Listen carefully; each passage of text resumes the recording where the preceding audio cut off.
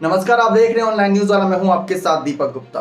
चाचा शिवपाल को लेकर बहुत बड़ा सवाल है कि क्या इस बार आजमगढ़ सीट से वो लोकसभा चुनाव लड़ेंगे। चर्चा इटावा को लेकर भी थी, फिरोजाबाद सीट को लेकर भी थी, लेकिन इन सब के बीच आजमगढ़ सीट काफी चर्चाओं में आ गई क्योंकि यहां से निरहुआ यादव सांसद है जो 2022 में ही नए नवेले सांसद बने थे। और इसके बीच अब बीएसपी के भी सांसद दावेदार ने दावा ठोक दिया है चाचा शिवपाल के खिलाफ। जी हां, शाह आलम उर्फ गुड्डू जमाली ने भी बड़ा दावा किया है कि चाहे चाचा शिवपाल उतरे या अखिलेश उतरे, कोई भी उतरे, इस बार तो बसपा की जीत होगी सीट से।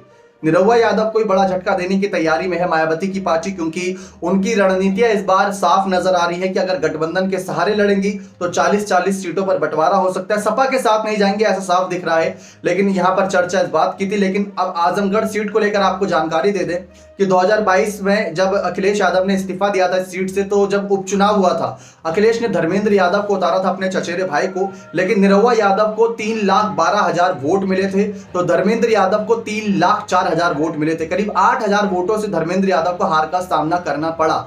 लेकिन इसके पहले जब 2019 की चर्चा थी तो अखिलेश को यहां से 6 लाख से ज्यादा वोट मिले थे। इसके पीछे की मुख्य वजह यह थी कि बसपा और सपा का गठबंधन था और बसपा का कोई कैंडिडेट नहीं उतारा गया था। तो जो बसपा के वोटर्स थे ज्यादातर मुस्लिम और दलित, और जो पीडीए ज्यादातर कहते हैं पिछड़ा दलित और अल्पसंख्यक, उन्होंने अल्पसंख्यकों सब ने यहां पर अखिलेश को समर्थन किया था और निरहुआ की लाखों वोटों से करारी हार हुई थी।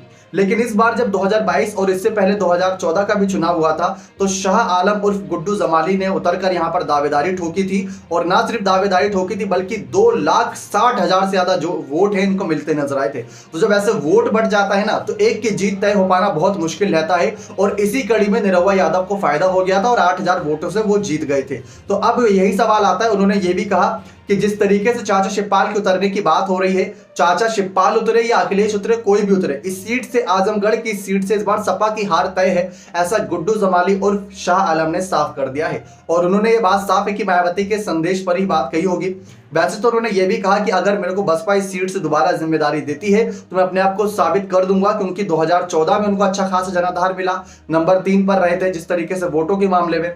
2022 में उनको जब उपचुनाव हुआ तब उनको बहुत अच्छा जनाधार मिला, नंबर 3 पर रहे थे यहाँ पर वोटों के मामले में। तो अगर 2024 में फिर से उतरते हैं तो हो सकता है कि निरहुआ यादव और अखिलेश की पार्टी दोनों को बड़ा झटका दे दे, क्योंकि जो मुस्लिम और जो दलित वोट बैंक है वो कट्टर बन चुका है और शायद मायावती को समर्थन करना चाहे, क्योंकि मायावती बार बार उन्हीं का मुद्दा उठाते हैं कि आज के समय में मुस्लिम और तमाम अल्पसंख्यक जाति सुरक्षित नहीं है बीजेपी की सरकार में, और ऐसे में सपा की आ गई तो और मुसीबत हो जाएगी। तो यही बात रखी जाती। बाकी एक तरफ निरहुआ यादव की खुली धमकी कि चाचा उतरे या चाची उतरे लेकिन जीत बीजेपी होगी, तो दूसरी तरफ यहाँ पर शाह आलम की खुली धमकी कि चाचा शिवपाल अगर उतरते हैं तो भी हमें कोई दिक्कत नहीं, हमारी जीत आसानी है। तो ये बात साफ कर दी गई। अब देखते हैं इस सीट पर किसको यहाँ पर अखिलेश यादव उतारना पसंद करते हैं, क्योंकि आजमगढ़ से नहीं, चाचा शिवपाल की फिरोजाबाद या इटावा सीट से उतरने की बहुत ज्यादा चर्चा है। अब देखते हैं किसको यहाँ से प्रत्याशी बनाया जाता है अखिलेश के द्वारा। बने रहे चैनल के साथ ऐसी और तमाम जानकारियों के लिए। बहुत बहुत धन्यवाद।